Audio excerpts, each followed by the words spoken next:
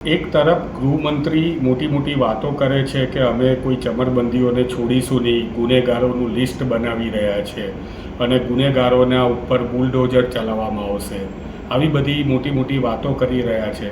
બીજી તરફ આકાશ ગોહિલ નામનો એક આરોપી કે જે દુષ્કર્મોનો આરોપી છે, બલાત્કારનો આરોપી છે, પરણીતાને ફોન કરીને પૂછ્યું હતું એણે કે તું ઘેર એકલી છે, અને પછી એના ઘેર જઈને દુષ્કર્મ આચર્યું હતું ને એના ઉપર કેસ થયો હતો.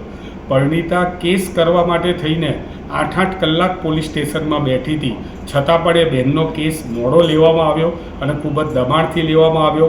વડોદરાના ધારાસભ્ય સાથે આ સંકળાયેલો વ્યક્તિ ગઈકાલે વડોદરાના ધારાસભ્ય ધર્મેન્દ્રશ્રી દ્વારા જે સમૂહ લગ્નનું આયોજન છે એના આગલી રાત્રે સ્ટેજ ઉપર જઈને એને હારથી એનું સ્વાગત કરવામાં આવે છે, હાર પહેરાવવામાં આવે છે, રૂપિયા ઉડાડતો આ આરોપી જોવામાં આવે છે. જામીન ઉપર છૂટેલો આરોપી એ આ સ્ટેજ ઉપર જઈને રૂપિયા ઉડાડે છે.